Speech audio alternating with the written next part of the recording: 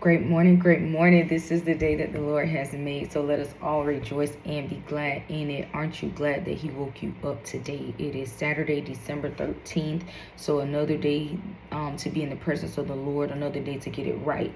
We're in the series, The Names of Jesus, so we're going to start with Song of Solomon, chapter 2, verses 1 through 3, and we're talking about Jesus as the Rose of Sharon.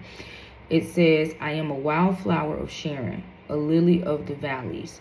Like a lily among thorns, so is my darling among the young women. Like an apricot tree among the trees of the forest, so is my love among the young men. I delight to sit in his shade, and his fruit is sweet to my taste.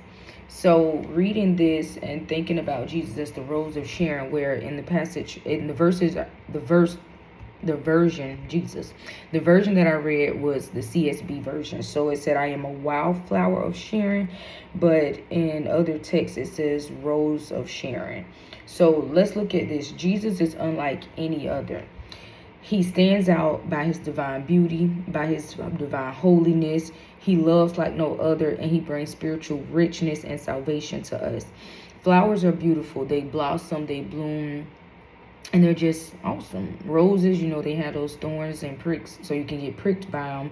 But roses, when you look at them, they're beautiful. Most people give roses as gifts.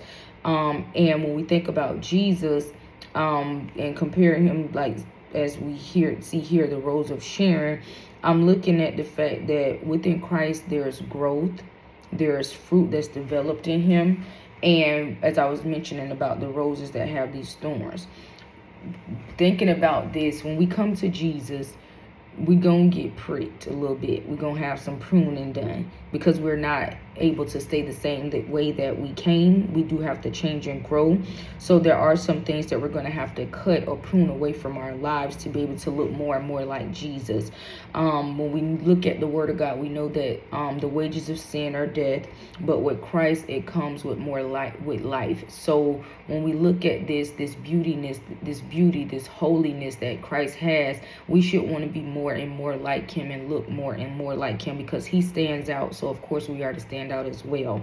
But again, I'm not no preacher. Y'all know I'm not no preacher, no pastor, no teacher. I'm just a messenger, evangelist, whatever you want to call me. But I just came to give the word. So I love y'all, and we'll have a blessed day. Talk to y'all later.